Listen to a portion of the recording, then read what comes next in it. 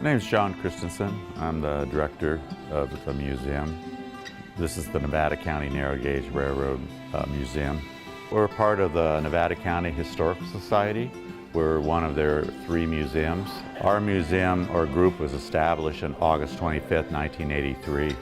It took us quite a few years to collect equipment and finally find a home or a building site to construct the museum. And that was begun in 1999 and construction completed in 2001. Most of the equipment we have here are from the late 1800s to early 1900s. Our most notable piece of equipment is Nevada County Narrow Gauge Engine number 5, which is inside the museum building on display. It was built in 1875 and worked on another railroad in South Lake Tahoe until 1899, and then it was purchased for our railroad. The engine was here until about 1940, and it was sold to Review Studios down in Burbank area, and then became part of Universal Studios property, and then was in the movie industry until 1985, and that's the year we brought it back home.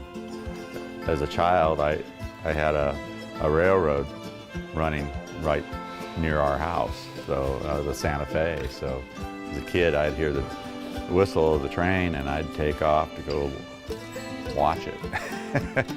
I collected Lionel trains for many years, and then of course when I got older I had other interests.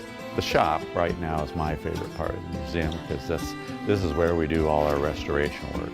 I have a great group of guys working here who are able to accomplish a lot of complicated restorations here. It was built the same time the museum was built, started in '99, but we did add on to it later, in 2006 I believe.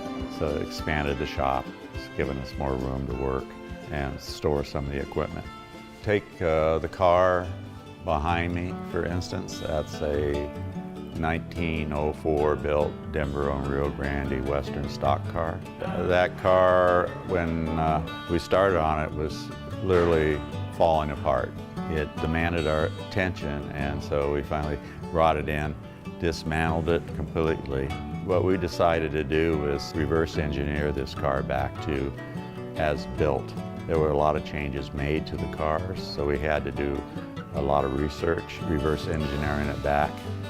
I think one of the more difficult cars was the rail bus, the one you rode on today. That took a couple of years. After we finished the restoration, that same year we had the rail line opened up and we started running passenger service here. What I can say about the museum and our equipment is that although we call ourselves the Nevada County Narrow Gauge Railroad Museum, there's not a lot of original Nevada County Narrow Gauge Railroad equipment left, due to it being dismantled during World War II. And so we're lucky to have one of the original locomotives. We do have a lot of logging railroad equipment.